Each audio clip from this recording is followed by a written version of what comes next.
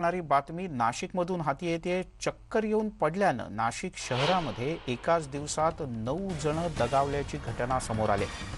2 दिवसांपूर्वी सुद्धा चक्कर आल्यानं अशाच प्रकारे 14 जणांचा मृत्यू झाला होता। औरंगाबादमधल्या या नव्या प्रकारामुळे वैद्यकीय क्षेत्रात मोठं आश्चर्य व्यक्त केलं जात आहे।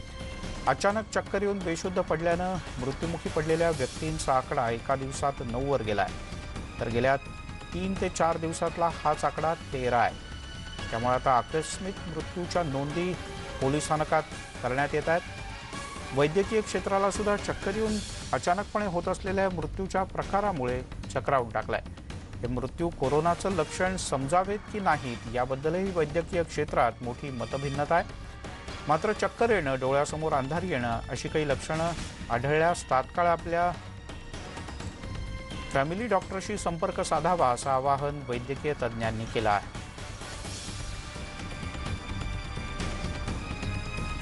आणि प्रशांत बाग आपले प्रतिनिधी आपल्यासोबत आहेत। प्रशांत, नाशिक हे असं ठिकाण आहे की जिथे खूप मान्यवर आणि खूप तज्ज्ञ डॉक्टर राहतात, प्रॅक्टिस करतात। काय त्यांचं म्हणणं आहे या नवीन आजाराबद्दल? कशामुळे होत आहेत हे असे मृत्यू? मिलिंद, खरं सांगितलं तर सगळेजण चक्रावून गेलेले, कारण नाशिकचा जर का भौगोलिक इतिहास बघितला किंवा वातावरणाचा इतिहास जर का बघितला तर नाशिकमध्ये कडक ऊन हे अगदी 45 अंश सेल्सिअस तापमानाच्या वरती कधी जात नाही। उत्तर महाराष्ट्रामध्ये नाशिक हे अत्यंत थंड हवेचं एक ठिकाण चांगलं नक्कीच मानलं जातं। निसर्गाचं वरदान या ठिकाणी आहे। स्वाईन फ्लूचा प्रादुर्भाव याचमुळे नाशकात सगळ्यात जास्त होतो की या वातावरणामध्ये स्टेग्नंट होणारा एखादा व्हायरस हा त्रासदायक ठरू शकतो। याचमुळे कोरोनाची दाहकता याच ठिकाणी दिवसेंदिवस वाढली असं म्हटलं जातं। 40 अंश सेल्सिअस तापमानाच्या आत बाहेर सध्याचं तापमान दररोज नाशिकचं आहे।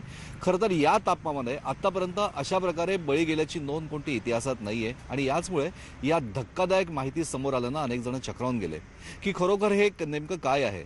वैद्यकीय क्षेत्रातल्या तज्ज्ञांनी किंवा सिव्हिल सर्जन यांनी आवाहन केलं आहे की खरं तर हे अंगावर दुखणं काढण्याचा प्रकार सुद्धा असू शकतो। कोणत्याही परिस्थितीत कोणतीही लक्षणं आढळली म्हणजे सर्दी जी आहे ती फक्त थंड तापमानात होते हे जरी मान्य केलं तरी उन्हाळी सर्दी ही सुद्धा त्रासदायक असू शकते, हे सुद्धा लक्षात घेणं महत्त्वाचं आहे। त्यामुळे जर कोणी लक्षणं आपल्याला आढळली असेल, मळमळ होत असेल, उलट्या होत असेल, डिहायड्रेशन होत असेल, पाणी कमी पिणं होत असेल तर यामुळे जो काही त्रास होतो तो अंगावर काढू नका, तत्काळ डॉक्टरांशी संपर्क करा। आता याच विषयाला आरोग्य यंत्रणांनी अत्यंत गांभीर्याने घेतलंय।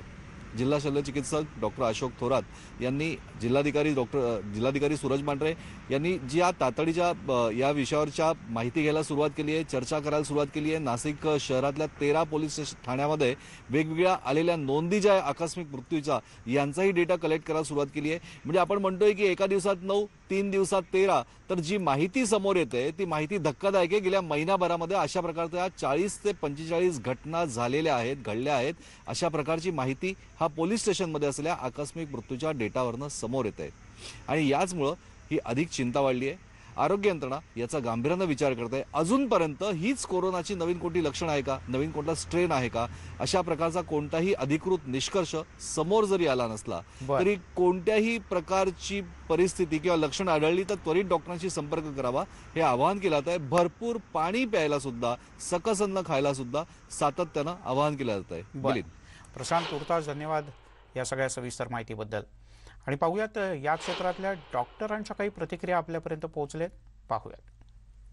कोविडच्या पॅन्डेमिकच्या पार्श्वभूमीवर जर आपण पाहिलं तर अनेक लक्षणं या आजाराचे आपल्याला दिसून आलेले आहेत। जसं की वीकनेस असेल, लूज मोशन्स असतील, बॉडी एक आहे, फीवर आहे, कफ आहे, असे लक्षणं असताना जर कोणी अंगावर घेत असेल, 2-3 दिवस जर घरी राहत असतील आणि त्याच्यानंतर जर अशा काही अप्रित घटना घडत असतील तर त्याच्यावर थोडंसं लक्ष देणं आवश्यक आहे।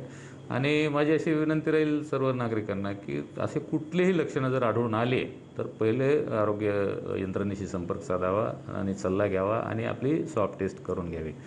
कारण काय आहे, आपण जर या आजाराला अंगावर घेतलं आणि 4-5 दिवस जर त्याच्यात घालवले तर नक्कीच आपल्याला अशा कॉम्प्लिकेशन्समध्ये लँड होताना आपण पेशंट्स पाहिलेले आहेत। आणि हे चक्कर येऊन पडलेले जे होऊन झालेले जे मृत्यू आहेत तर त्याचं निश्चित कारण त्यांची जर टेस्ट झाली तर आपल्याला तेही कारण समोर येऊ शकतं. तर असे काही आकस्मिक मृत्यू जर झाली तर त्याची कल्पना पण आरोग्य यंत्रणेला दिली तर आपल्याला त्याच्यात काही स्टडी करून काही टेस्ट करून त्याच्यावर अभ्यास करता येईल. वाढत्या तापमानाचा फटका असे चक्कर येणं हे लक्षणं त्याचे निश्चित आहेत, परंतु मला आणखी त्या टेम्परेचरला नाशिकचा भाग गेला आहे असं मला सध्या तरी वाटत नाही. त्याच्यामुळं उष्माघाताचा प्रकार आहे असं सध्या तरी या टेम्परेचरच्या अनुषंगानं तरी मला वाटत नाही.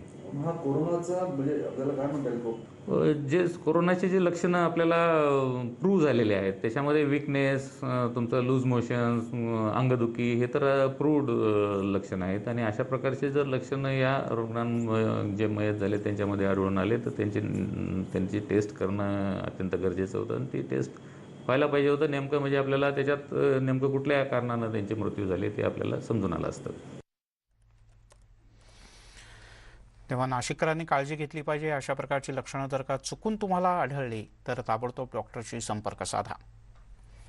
तिकडे नाशिकमध्ये सिव्हिल रुग्णालयाच व्हेंटिलेटरवर जाणार की काय अशा प्रकारची स्थिती निर्माण झाली. कारण नाशिकच्या सिव्हिल रुग्णालयातल्या नर्सिंग स्टाफनं थेट आंदोलनाचा इशारा दिलाय. 17 एप्रिलला म्हणजे उद्याला नर्सिंग स्टाफ आंदोलन करणारे. रुग्णालयात अनेक परिचारिका आहेत पण परिचारिका पॉझिटिव्ह होत आहेत. या सगळ्या दरम्यान त्यांचं मानसिक खच्चीकरण सुद्धा जाणीवपूर्वक केलं जात आहे असाही या परिचारिकांचा आरोप आहे. प्रशांत बाग आपले प्रतिनिधी आपल्यासोबत आहेत. प्रशांत, काय या आंदोलन करतायत? मिलिंद, आपल्याला माहिती आहे की जिल्हा सामान्य रुग्णालयामध्ये प्रचंड प्रेशर वाढलेलं आहे. आणखीन याच ठिकाणी परिचारिका संघटना किंवा नर्सेस असोसिएशन ज्या गेल्या वर्षभरापासून प्रचंड सेवा बजावत आहे पण गेल्या महिन्याभरातला ताण हा असह्य झाला आहे. तब्बल 6 तास PPE किट घालून काम करणं हे किती त्रासदायक आहे याचा तुम्ही अनुभव घेतल्यानंतरच तुम्हाला कळेल. अशा प्रकारचं वक्तव्य सुद्धा आज नर्सेस यांच्याकडनं केलं जात आहे. चतुर्थ श्रेणी कर्मचारी आणखी नर्सेस यांची अनेक कमतरता या ठिकाणी आहे. म्हणजे जो स्टाफ रेकॉर्डवर आहे तो प्रचंड मोठं शॉर्टेज आहे. जोपर्यंत कर्मचारी भरती तुम्ही पूर्ण करत नाही तोपर्यंत हा ताण असाच राहणार. अशा प्रकारची माहिती, अशा प्रकारचं वक्तव्य, अशा प्रकारचे दावे या संघटनेच्या माध्यमातून केले जात आहे. जिल्हा शल्यचिकित्सक डॉक्टर अशोक थोरात यांच्याशी सातत्यानं संपर्क करून आज या विषयावरची महत्त्वाची बैठक सिव्हिल सर्जन घेणार आहे आणि या आंदोलनाला कोणत्याही प्रकारे स्थगित कसं करता येईल, नर्सेस संघटनांचं ज्या मागण्या आहेत त्याच्यावर तोडगा कसा काढता येईल यावर गांभीर्याने आत्ता तरी विचार सुरू आहे. कारण जर का जिल्हा सामान्य रुग्णालयाचा सगळा स्टाफ जो पारंगत स्टाफ आहे तो दिवस रात्र अहोरात्र काम करतोय, त्यांनीच जर का एक दिवस काम बंद केलं तर काय हाहाकार उडू शकेल याची कल्पनाच आपण करू शकत नाही. अशी आहे परिस्थिती सध्या नाशिक जिल्ह्यातली. दररोज 5,000, 6,000, 7,000 अशा प्रकारची नवीन रुग्णसंख्या येते. जिल्ह्यातला सगळ्यात मोठा ताण जो आहे आरोग्य यंत्रणाचा, मग तो ऑक्सिजन पेशंट असो किंवा व्हेंटिलेटर असो, हा जिल्हा सामान्य रुग्णालयात कोविड कक्षामध्ये सगळ्यात मोठा मानला जातोय. आणि याच ठिकाणी अहोरात्र काम करणाऱ्या नर्सेसला, ज्यांना आपण कोविड योद्धा म्हणतो, त्यांना जर का दिलासा मिळत नसेल किंवा त्यांच्या अडचणी सोडवल्या जात नसेल किंवा या ठिकाणी जर का कर्मचाऱ्यांची कमतरता असेल ती जर का पूर्ण केली नाही तर ही परिस्थिती अधिक विदारक होऊ शकते. या विषयाला तातडीनं आजच्या आज तोडगा निघाला नाही तर उद्या जर का खरोखर यांनी दिलेल्या इशाप्रमाणे आंदोलन केलं तर नक्कीच उद्याचा परिस्थिती ही त्रासदायक आणि धक्कादायक नक्कीच असू शकते. मिलिंद.